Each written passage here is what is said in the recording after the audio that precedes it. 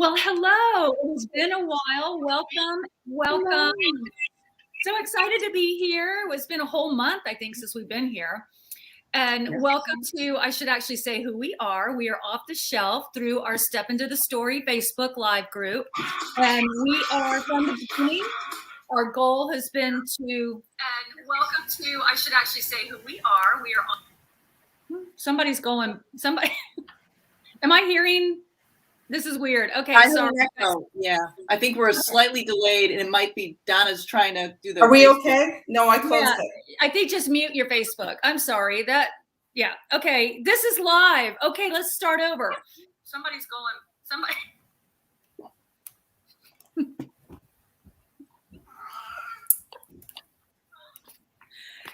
Okay. Are we all right? Yeah, we're getting feedback from. Are you on mute? I'm on. I don't have anything open except for this. Okay. How about you, Barb? Do I? No. I do not. Are you still getting it? No, it's like really delayed. Okay. Anyway, starting over. Hi. This is take three. All right. From the beginning, the goal of our broadcast here at Off the Shelf is all about discussing novels that are getting great buzz on the social media and bookstores and among friends. And we've intentionally kept our discussions to historical fiction, women's fiction. We're not doing a lot of genre fiction, more mainstream commercial. And we're going to continue to do that all the way through into 2022. We'll make sure that we list the books when we coming up so that you have plenty of time, our viewers, to read along with us, to be prepared. And it's been a month since we've last chatted. I'm Renee. I have my friends Donna and Barb. Between the three of us, we have 150 published books. But just like all writers, we are also voracious readers. And so let's just find out what everybody's been up to. What have you guys been up to? Go, Barb. There was a holiday. Yeah. We had that. Mine was quiet. You guys were all quiet. You went away. Mm-hmm. Renee went away for the holiday. I went to New Mexico. I went to the Taos, New Mexico. And I brought back this. That's pretty. Yeah. I went to the Canadian border and puppy sat for my son's dogs while they went camping in the snow. That was my big thing I did this month. All right. How about you, Donna? I had kids here for the holidays, which was nice because I didn't get to see them last Christmas. Mm-hmm. So that was, and for longer than we expected because of some COVID stuff. So my youngest ended up not doing part of her trip. So she was here for a whole week. And then I've just been working. All right. Well, I spent last week cleaning out my. I spent the last month cleaning out my closet, and I came across a shoebox of all these old photos, and I found some from the debutante balls that I attended back in the day. No, I'm not saying what decade. I'm just going to say that they were very formal events. That they occurred. Where I grew up, they were around the Christmas time. Usually it was your freshman year in college was when you debuted, and all of the parties were between semesters, between the fall and spring semester. And they were kind of similar to the debutante parties in the book that we're going to discuss today, except, there was no presentation to the Queen. And but as far as a lot of this book, Julia Kelly really nailed it. So this is what we're going to be talking about today. The Last Dance of the Debutante by Julia Kelly.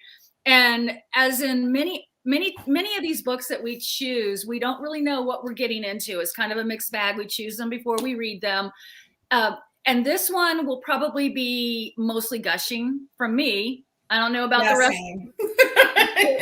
Yeah, I had a couple tiny things that I would have liked different, but yeah, she really stepped up her game with this one. Yeah. As we're going to review, we're going to dig into it. I would actually, it's going to be fun to hear what Barb has to say, and may bring up some things that maybe we have not thought about until we have this discussion, which is why we do this review of the books, and we like to do a really nice deep dive. So everybody, let's come along with us. As always, in the past, we have always started from the outside in. So let's talk about what we think of this cover. I wasn't sold on the chartreuse in the beginning. You mean the where she's sitting? Yeah. Okay. But I actually, if you've watched The Crown, especially the first season, the actress that plays Princess Margaret, like that's immediately who I think of when I see the woman on the cover. Oh. So, and I mean, the timing is perfect as far as when the book takes place. So that was really neat. And I think the other thing is that I wanted to mention about the cover is that the UK digital cover came out, and we posted it in the group, and it's stunning. It's very different than that one, but it's also stunning. So I think the cover gods were smiling on her big time, because it's very striking and it stands out on a shelf, I think. It totally stands out on the shelf. I can tell you from at Barnes & Noble, we have our historical fiction is in the first bay. And just like with Last Garden of England, which stood out among all the because they do a lot of muted colors, a lot of browns and grays and pale greens. And then you've got this. Exactly. And they're all very pretty. But then you saw this dress, this woman, and it just looked so much different than all the others. And it really stood out. The dress is gorgeous too. I mean, I don't know, because it's set in 1957. And I feel like this felt like a 1950s, like a Grace Kelly kind of 1950s dress. So I think they nailed that. And even the hair and the way she's wearing the jewelry. You know, it's so funny. I didn't even notice the green chartreuse, the chartreuse. My mom has a chair that color. And I don't like it. Now I'm looking at it, it is a little hideous. I'm just going to say, but I think that it really, the dress just pops so much. But it works. It's so, yes. Yeah, it works. The red kind of, sort of strawberry blonde almost hair. I think it works with it. I didn't even notice it until you pointed it out. So you're welcome. Thank you. Julia's like. I also think that with the dress, I think that the 1940s and 50s, for a lot of us, for a lot of women, that's a very romantic age of dressing. And we still look at it as a romantic age of dressing. So it really appeals to you because we still think of those beautiful flowing gowns and like Grace Kelly and all those old movies. And I think that played into it and helped draw people's eyes. And I know I sold one woman. I got as far as saying, it's about debutantes in England in the 1950s. And she said, I'm done. I'm good. And walked away, like with it. Yeah. Oh, yeah. Yeah. Well, in the 1950s, everybody, the designers understood women's figures and they celebrated women's figures. And I feel like the 1950s design, we got into the 60s and then you had to be, Twiggy became, kind of the big thing. And so you had to have basically like a coat hanger. You had to be the coat hanger wearing the dress so that there was no flaws shown on the dress. But in the 50s, it was all about making sure that it was like honoring the female form. And that was why they were so romantic. And, it had the smaller waist and the curves. And I think about like Marilyn Monroe and Jane, what is it? Russell. Oh, Russell. Yeah. Who they just had these figures in female form. And so I think that that's also part of it. And the fashion was gorgeous. And I think that they nailed that. I think they did a really nice job. And you're right. Between that and The Last Garden in England, Julia has just been blessed with these amazing covers. Yeah.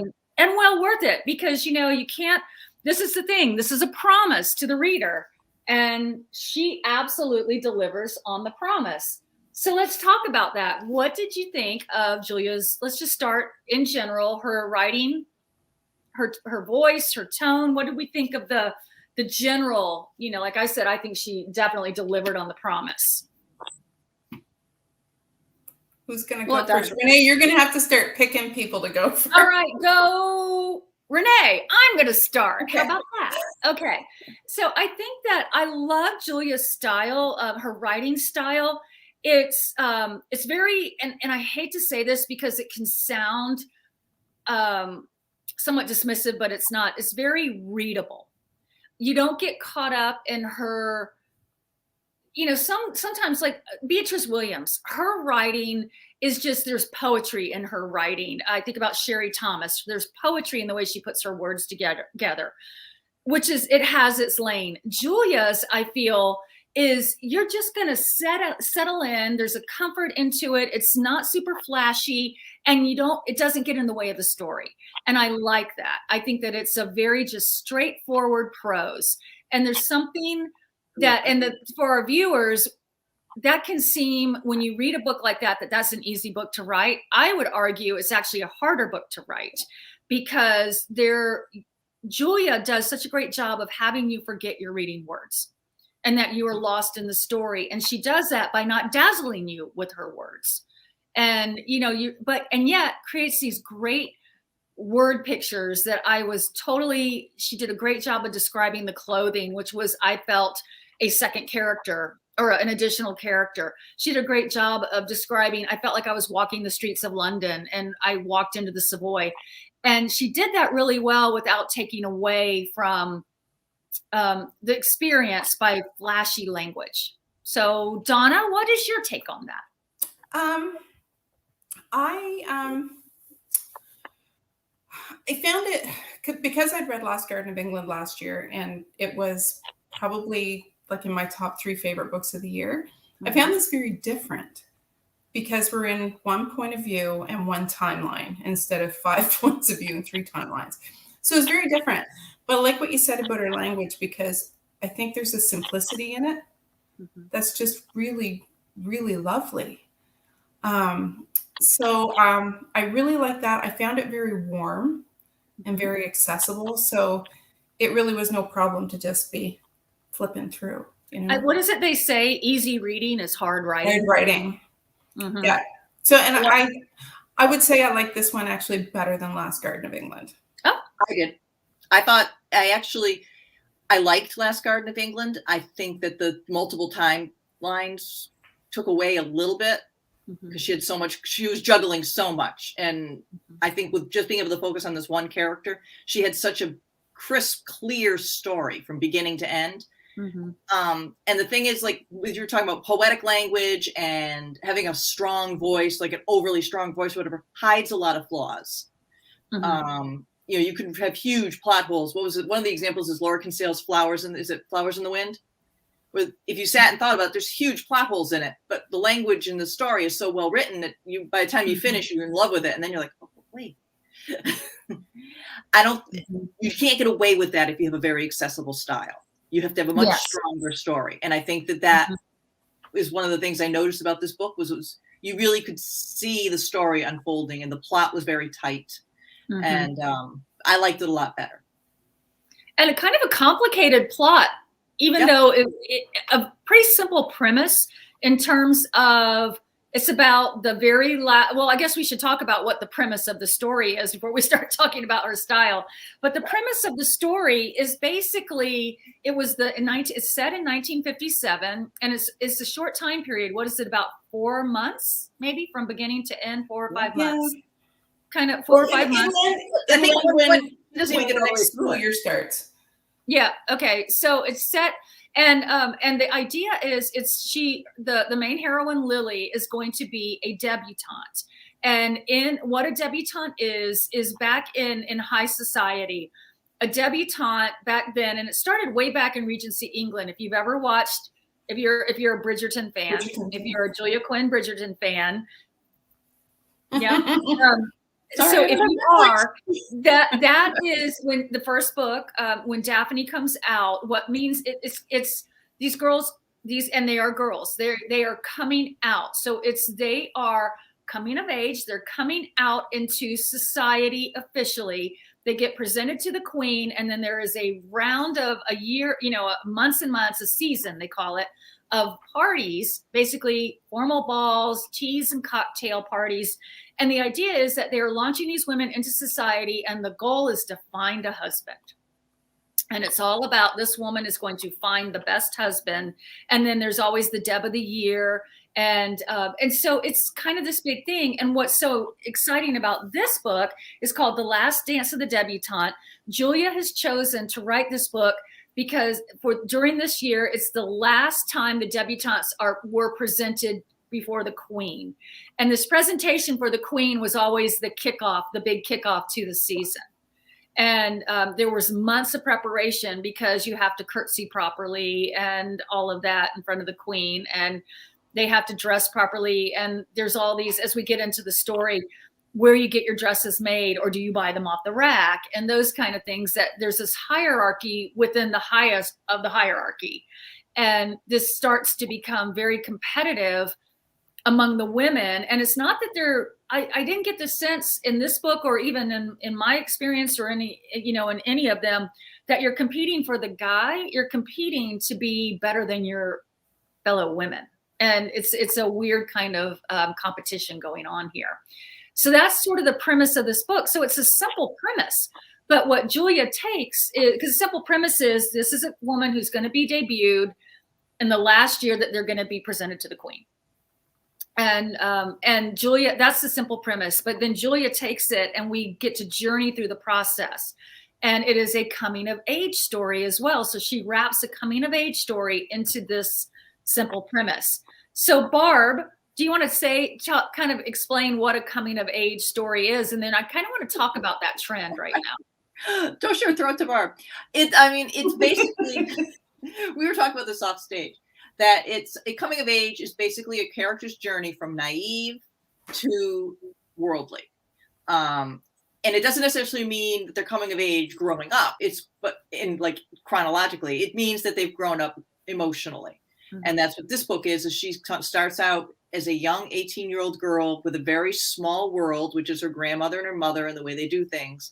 And as she's exposed to more and more of the world, she starts developing her own views and her own way of looking at it. And it's been really popular lately to do that with a lot of the books. We were just saying, we ran through it, but maybe 3 or 4 were coming of age. Actually, I'd even argue that Once Upon a Wardrobe had a coming of age. Yeah, it did, Meg. Mm-hmm. Mm-hmm. That it does, but it makes sense. People like to watch people grow up and change. Mm-hmm. And that's the most obvious way. I thought that she did a really good job with this, because one of my pet peeves with writing is they have this quick, abrupt, sudden awakening of change. And I know I've done it in my own books where they have like this one big discussion. And of course, I'll suddenly figure this all out. Hers was very gradual, and she played it out in bits and pieces, because she had her one view, and then she had a slightly different view where she joined Leanne, and she joins a group of friends, and then realizes something about that group and moves on to another group, and then realizes something about the bigger world at large. So each one was a step. It wasn't this overnight transformation into the person she was at the end. Mm-hmm. Yeah. I like that she was really, Lily was always, even though she was developing and changing her worldview, and she was always smart and astute. Like she could see with her relationship with Leanna, even from the beginning, even though she liked her and everything, she still saw bits of Leanna she didn't like, and she called her out on it, which I thought was really, really great, because that made her not a sheep. And then as she went on, she just kept making these strong decisions. And I loved her.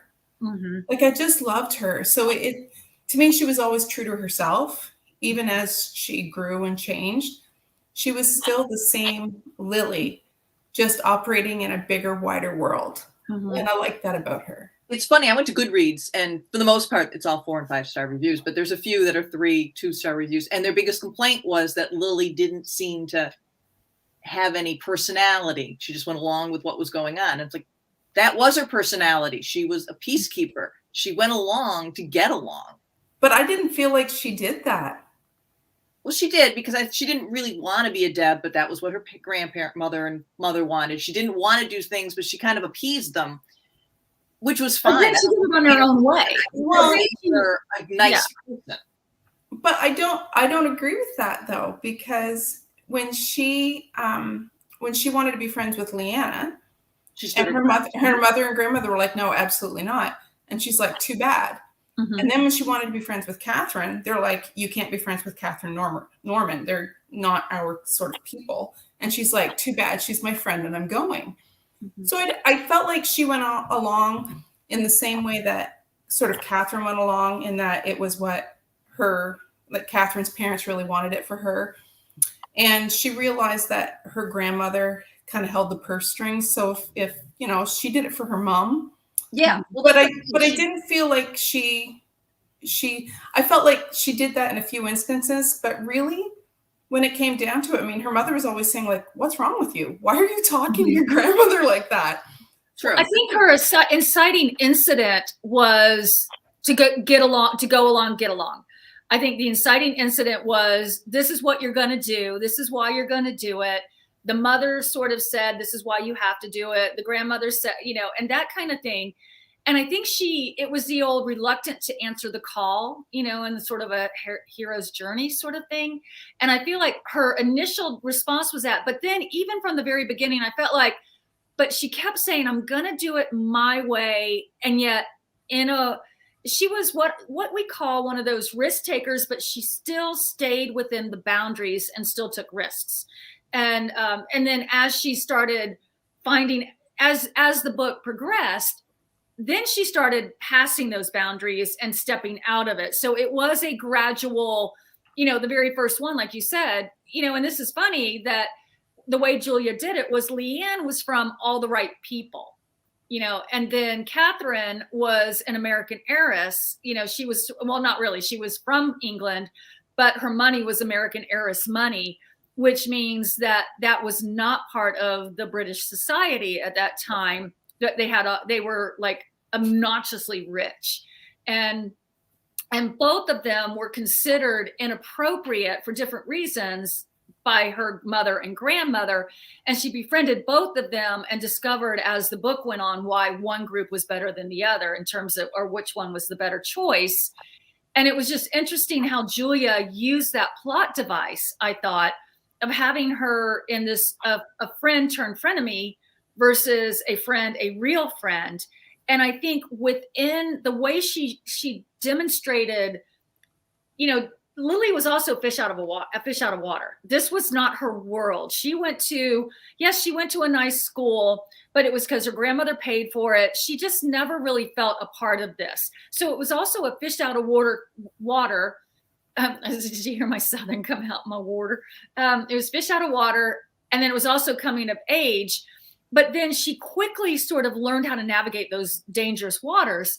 And she basically said, okay, wait a minute. I'm not going to compromise who I am deep within.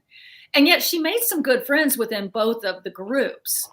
And so anyway, I don't want to, I guess what I'm saying is, as we're talking this coming of age, here at Off the Shelf, we talked about we discussed shoulder season. Remember that, Barb? Yep. And then we also discussed the Once Upon a Wardrobe. And then I feel like we've also talked about, City of Girls. City of Girls, right. City of Girls was also a coming of age. And then, and I find that, and then we've also talked about, you and I have talked about The Showgirl. And I feel as though these coming of age stories, Julia took that trend and she spun it, because she made Lily likable the whole book. And a lot of these coming of age stories, we talked about this off camera, where they use these characters they use the coming of age trope. I'm not sure how to say it. Template, I think is what you had said, Donna, to have their characters act badly and sort of couch it in, well, she's naive, she's had a tough childhood, she's this and that, and sort of excuse bad behavior and treating people badly. And Julia never did that with Lily. I don't feel as though Lily ever made choices. And I know Julia well enough personally, not, really well, but I've interacted with her. And Julia's a good person. Like, she is one of those just like genuinely good people. And I feel like she showed up on the page when she was writing Lily. And that happens a lot. And I just know for sure that is, I feel like I I love Julia so much that I feel like Lily was so much like Julia as a person. Well, I think you can go two different ways with the coming of age. And I think that's one of the things we talked about is you can have the person learn from their mistakes, which means you're going to get a lot of bad decisions that just snowball, or you can have their eyes opened by looking at the mistakes others are making and things that are going on around them. And I think that Julia went that way, which went down that road, which helped her because it made Lily a much more sympathetic character. Yeah, it's loss of innocence in a different way, right? It's a much different loss of innocence because she never really, it's not. There's not assault. There's not. She's not left cynical at the end. No, but she was, she was hurt and treated badly. Yeah, it's how she reacted. She had this great inner core strength. I just really like that about her. Well, what was interesting. She's someone you would like to have as a friend. Yes. But she didn't realize, I think that maybe that was part of the growth, was at the beginning, people kept saying, we're not strong like you. And she kept saying, I'm not strong. Yeah, she had no clue. And I think she finally accepted that, okay, yeah, I do have a lot of inner strength. And actually her grandmother told her that she knew how to play the game, which actually, because I reread it last night because I read it back in November. So I reread it last night and finished the last quarter this afternoon. Just to refresh myself. And there's a part where her grandmother is like, some people, have the presence and some people have the connections or something like that. But, other people just know instinctively how to play the game. And you're one of those people. And I was like, She had the grandmother's respect. But I think that Lily was like, what game? I mean, I think that's how pure, right? I think that's how pure Lily, I think that's it too, the purity of her soul, the character. Yeah, she's like, I'm not playing a game. What the heck? Now Catherine, I think, understood you were playing a game because Catherine, she was just. But she was also 21. Uh-huh. Catherine was also 3 years older. And she also had, she loved her parents, and Lily didn't have that. No. Lily didn't. And that's the thing. So, viewers, as we're talking about this book, we're assuming that you know what we're talking about. Lily, as she navigates this, when she goes in the first opening, the big scene where she meets the queen, she meets Leanna. Leanne or Leanna? I think it's Leanna. Leanna. An A at the end. Yeah, Leanna. And she meets Leanna, and Leanna just sort of gravitates to her, and she immediately wants to be her friend. And Leanna's parents said, don't be friends with her. And Leanna did it to spite her parents. And I felt like Lily did it because she's like, why can't I be friends with, she befriended me, and I don't know a lot of people here, and she's fun. And she's the queen bee. It's very clear that she's the queen bee. Yes, and she has fun people that she hangs out with, and Lily got caught up in all of that. And why not? Suddenly she's in the in crowd, and she even has a couple nights where she's out drinking champagne, and she's like, I had fun. And she's not afraid to admit that it was fun. And it was like, why would I not want to do this?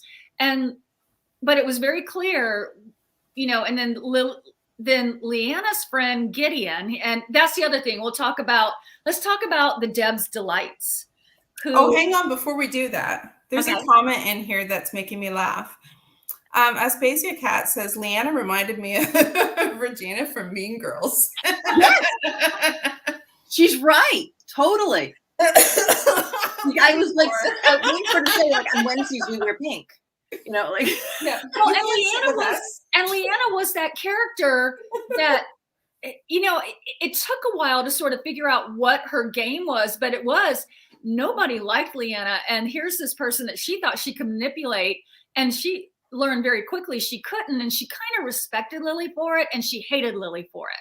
And that was kind of why they became these frenemies, because Leanna's like, I don't know what to do with this because you're not playing my game. And even the point where she's so drunk and Gideon, the Deb's Delight, comes to get her and says, you need to help me. And he's like, you're the sensible one. She's like, wait a minute, I don't play games. I'm not sensible. I'm a fish out of water. And yet she is all those things. She is sensible. And she just takes over. And she's like, you do this, you go here. And she takes care of it. But then she's like, but I'm out. Like, I'm going to get you coffee, but I'm out. Right. Because I've got this other guy that I'm going to go dance in the hallway with because I really like him. Yeah. And I'm not ruining my chances with him. Good choices.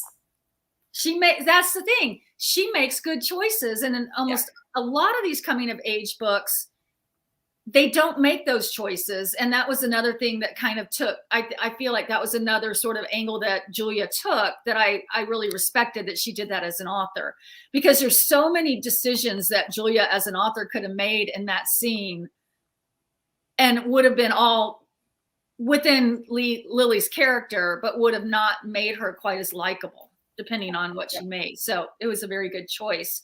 So that's Leanna. And then as Lily becomes aware of that Leanna is a user and that she's not somebody that, no spoilers, that she's not somebody that I really want to be in her circle. It's a toxic circle.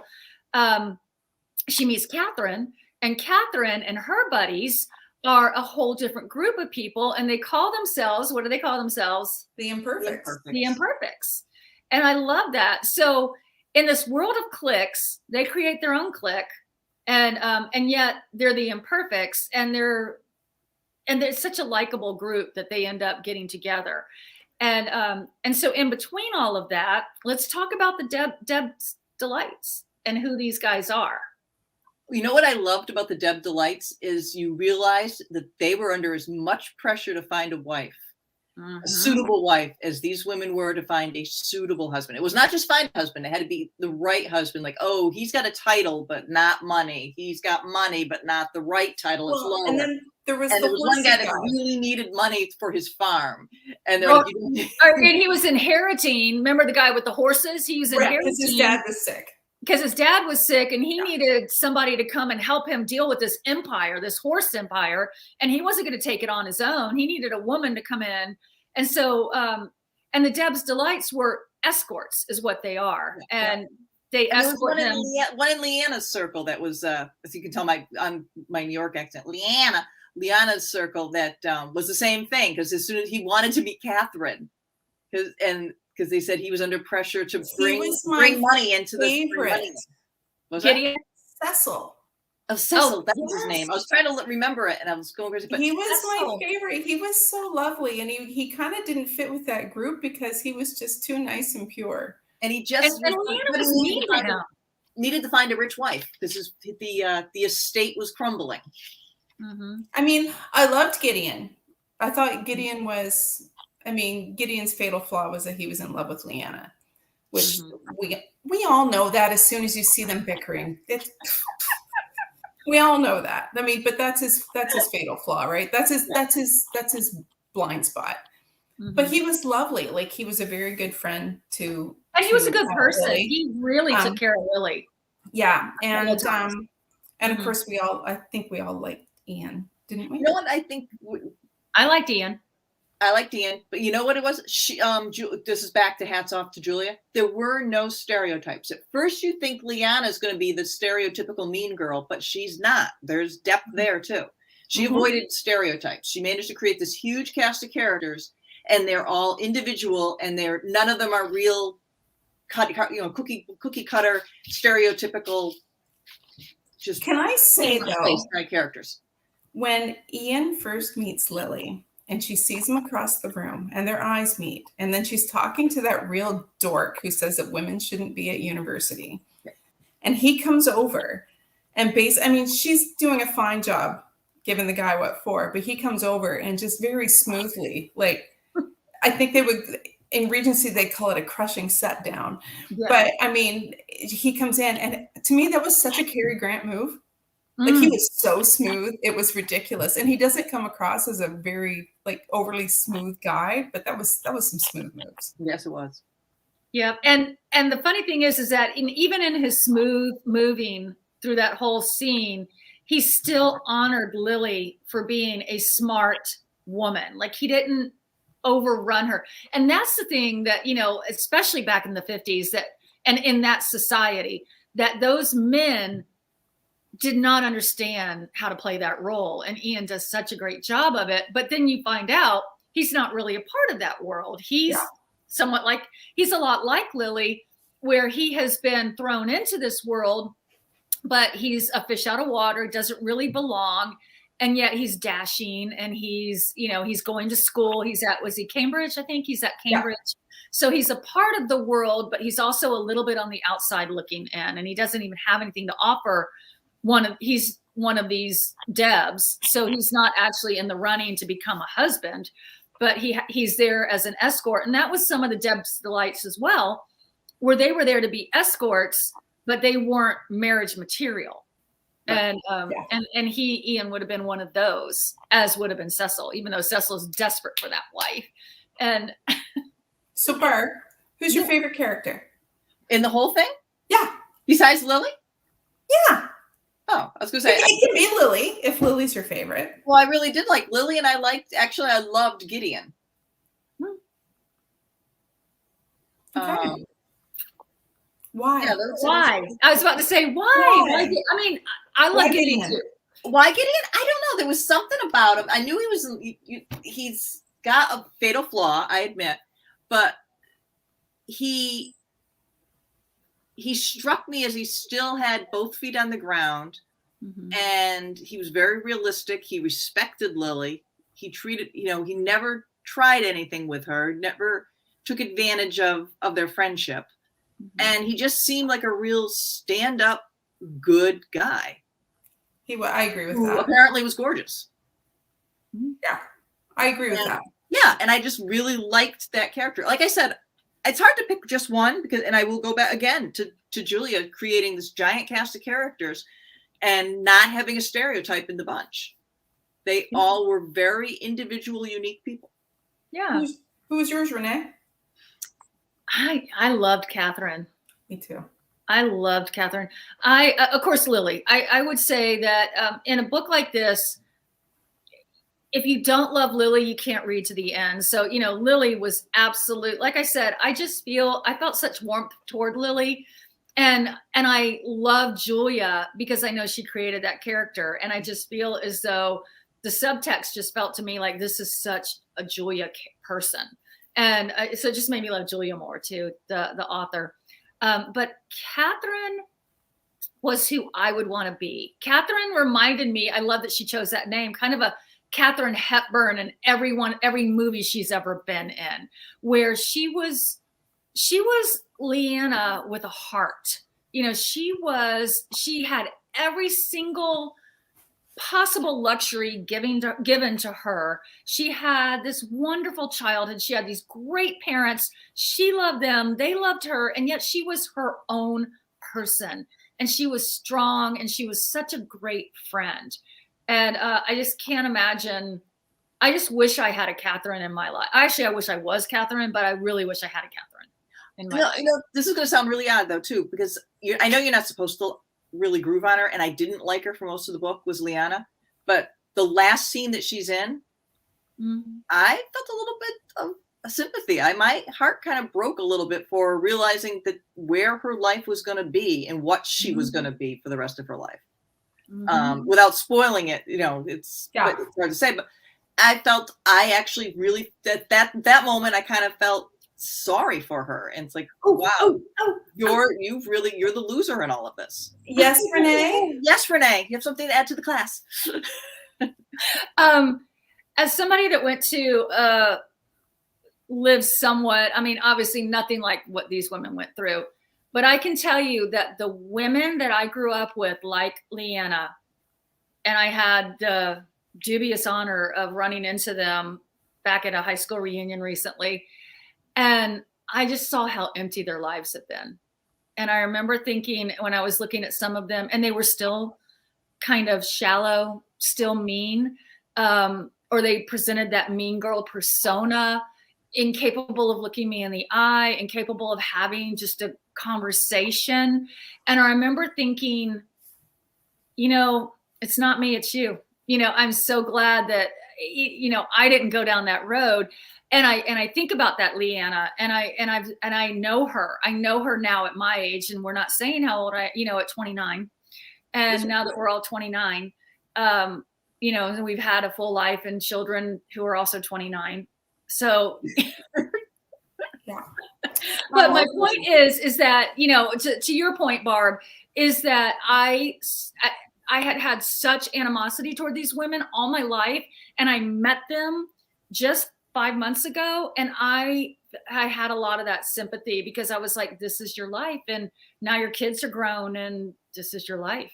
Yep. And then again, I will go back to Julia's skill of giving her motivation, Liana's motivation for being that person.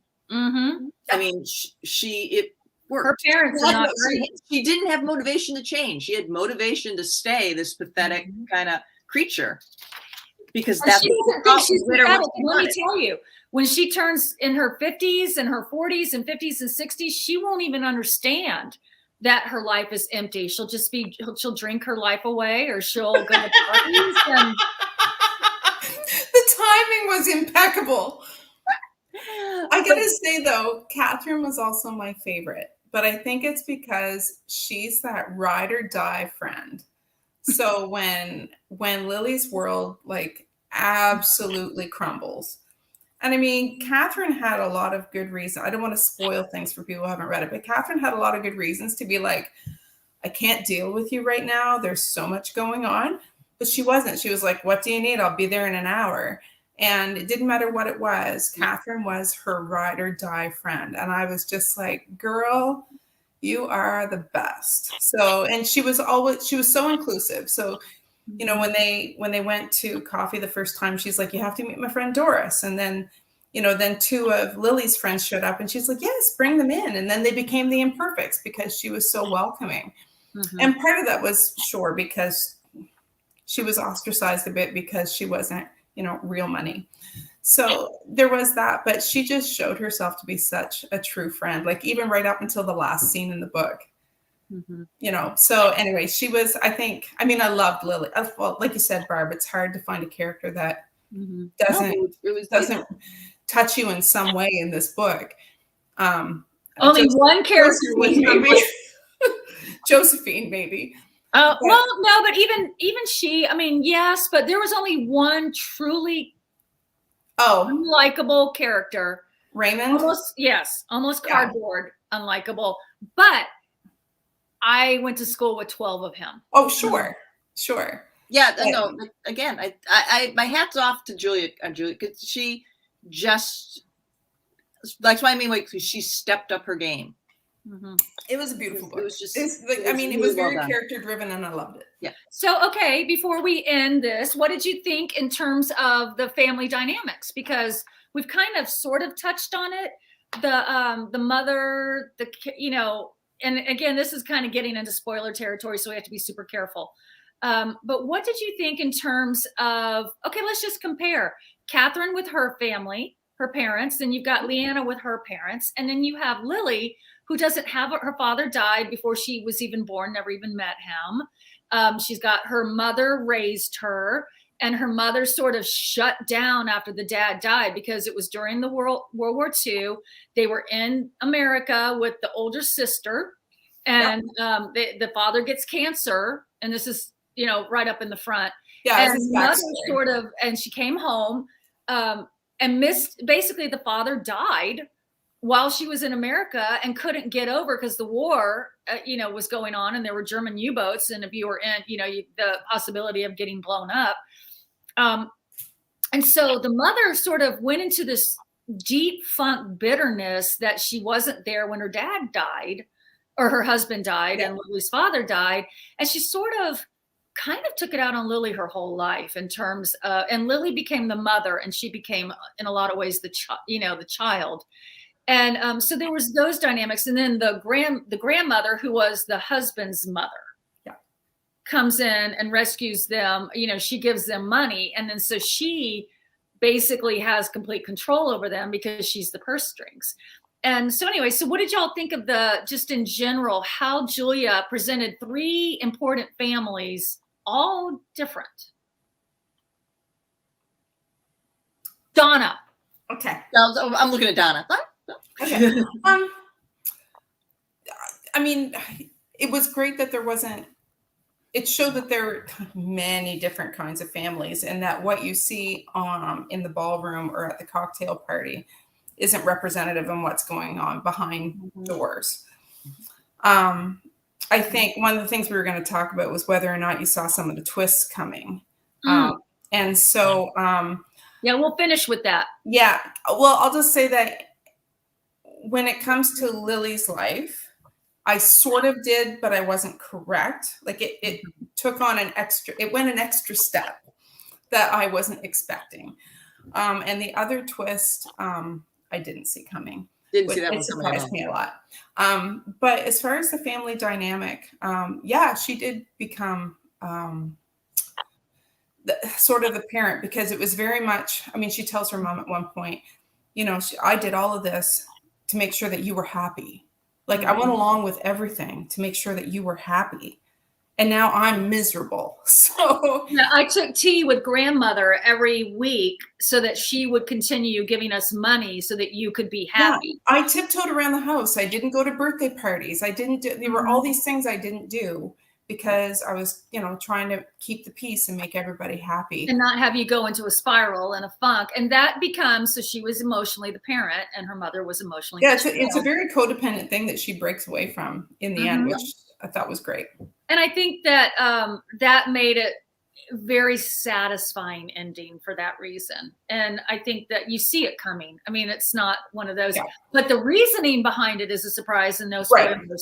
So, and then when you look at Catherine's family, I think what's really great is people are always like, oh, they're not our kind of people. And they're just like stupid rich and they're gauche and whatever. And then you realize that out of all of the families, they have the warmest, loveliest bond with their kid. Yep. So I thought that was really nice. And his father too, because he was doing all of that because that was what his father's dream was. Yeah. Right. Yeah. Right. And so that also showed two people doing it for somebody else's, you know, to please somebody else. And yet Catherine's was from a point of strength. Lily's was not, but they both break free of it. And I think that was also, I mean, again, this is a very complex story that doesn't feel like that until you start reading it. Everyone was doing something out of obligation.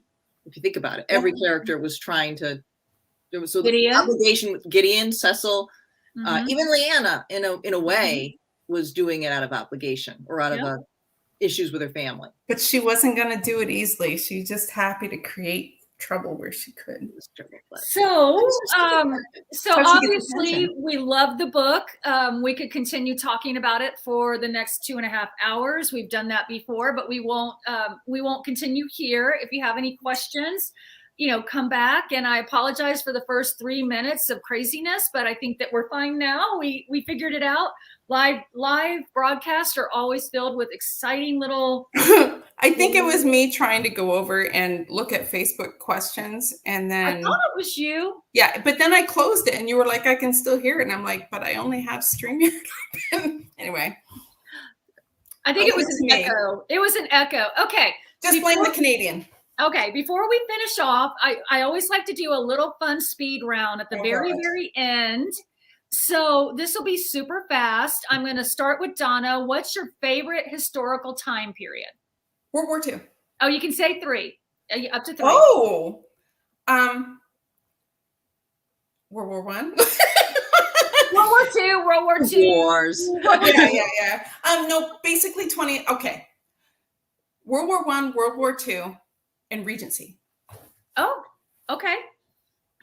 Barbara? 20th century. Anything in the 20th century? Anything in the actually anything from the Gilded Age on. Oh, okay. Fair. I would throw the Gilded Age in there. Yeah, fair. Yep, I would say Gilded Age, World War II. And then I did the interwar years, but I'm really digging on the like the 1920s. I'm just really digging on that time right now. I've kind of discovered that, and kind of early film, still getting rid of, you know, like walking away from vaudeville, but still having those acts. So I'm kind of loving that time period. Okay, book you're currently reading right now.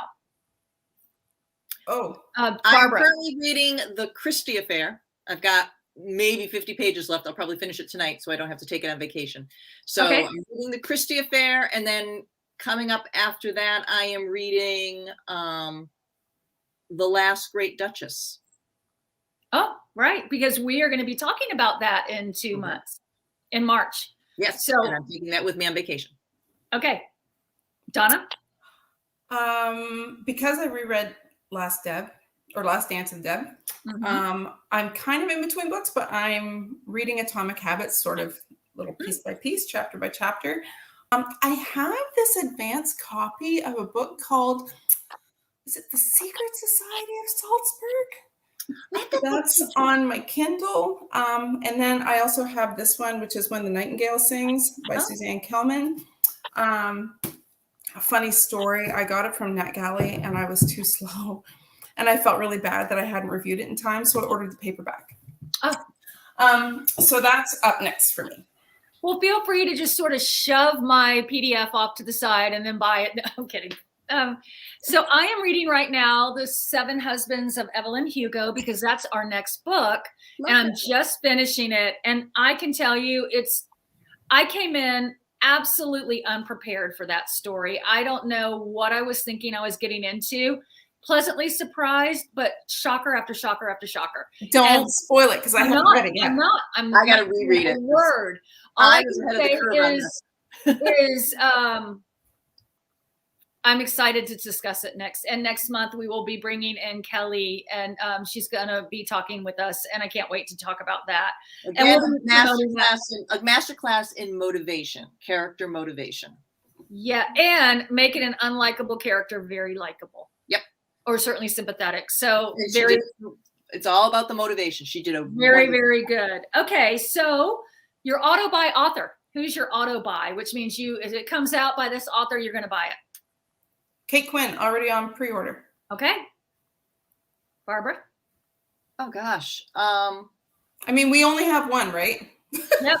Okay. Well, that's the one I'd have to pick. The one that pops in your head first is the one. Okay, because Diamond Eye is coming out really soon. So yeah, it'd probably be Beatrice Williams. Okay, I'm going to say Lauren Willig. Those two. I'm going to say Lauren Willig would be my auto. Yeah. Okay, and then finally, guilty pleasure right now. It could be books or TV. Oh. I know what mine is. I'm going to start. I'm going to say Discovery of Witches. I've just discovered it, and I cannot stop watching it. And some of it is a little cheesy in terms of the production, but it's so good because it's Matthew Good. I mean, from Downton Abbey. So do you have to read the books? I know that'll be next, but right now that's my guilty pleasure. What about you, Barb? Downton Abbey fan fiction. I'm not gonna lie. I love it. That and NFL football currently, but oh gosh, how do we not talk about that when we're off camera? Woo, what a weekend! What a weekend! If y'all are gonna start talking football, I'm out. No. But I'm telling you, NFL football weekend, wowza! Unless it happens on the ice with a puck, I'm out. Okay. And I like my men with teeth. It's just one of my things. So, have you seen Sid Crosby? Well, okay. Exception that makes the rule. I don't know. Have you seen Jimmy Garoppolo? Yeah. Just saying. All right, Donna, you haven't answered. Also Discovery of Witches, which makes me sad because we can only get one episode a week right now for season 3.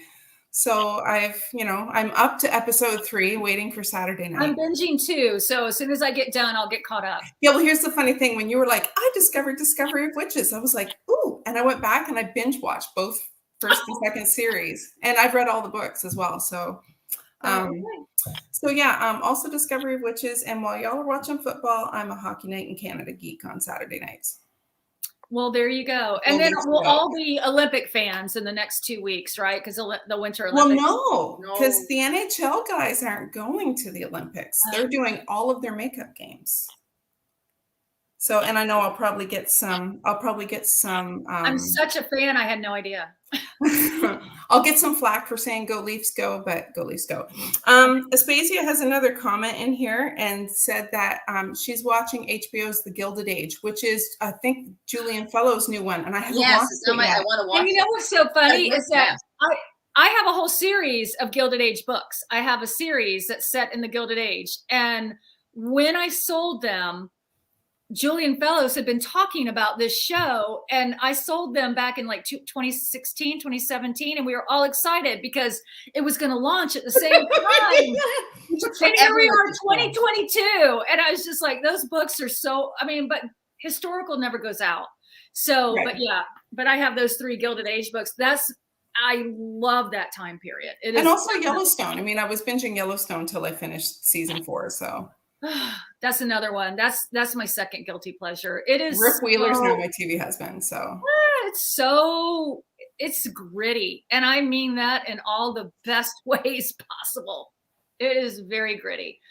Okay, well, up next week or next month is going to be February 15, I think, right. It's that Tuesday.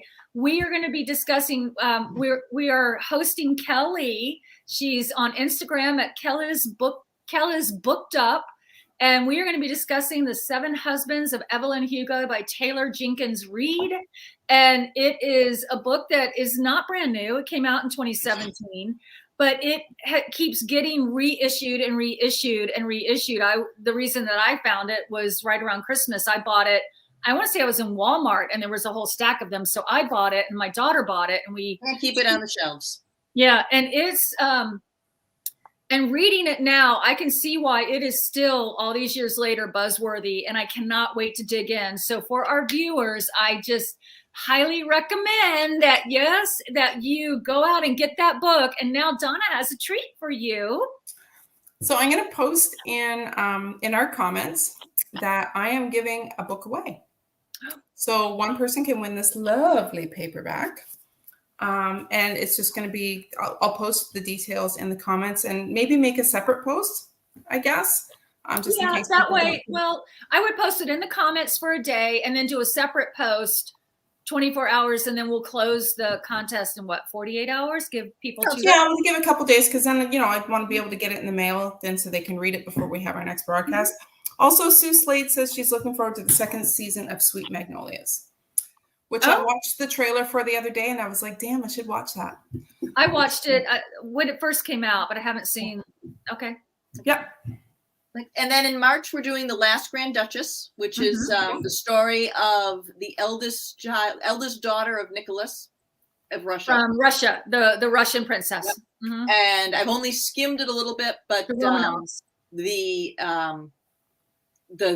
her voice sounds very let's just say very poetic. Oh, good. She sounds like, it seems like she's got a very lovely voice. Just skimming. It's Bryn Turnbull, right? Mm-hmm.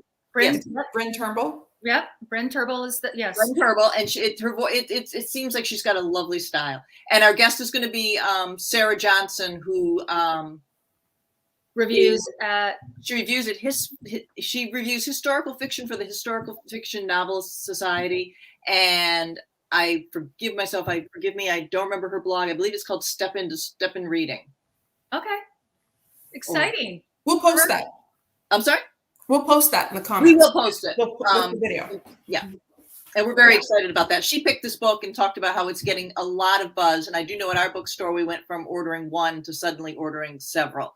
And our bookseller is dialed into Book Talk, so she probably. Oh, and we're really excited to. Yes, I cannot wait. And then, as always, we will have more books coming in the future. I know that we are going to be in June. We're going to be discussing with Angela Anderson. We're going to be discussing Piper Hughley's book about Anne Lowe, who was the Black designer that designed Jackie Kennedy's wedding dress when she married JFK. And it's getting a lot of buzz as well. So really excited. And between that, we'll have a couple of really good books in between. And just stay tuned. And we will continue to talk all things historical fiction, women's fiction. And we have a little bit of new branding coming. And we do. Yep. And we have some special segments that are kind of more crafty. You'll get to hear how the writer's mind works. Yeah, so we have those will be shorter. They'll be more 10, 15 minutes. And so lots of content coming. And at some point, we are going to get the opening of these shows figured out. God, it works better when I'm not here. I swear to God, I'm so sorry. Thank you all for joining us. Bye. And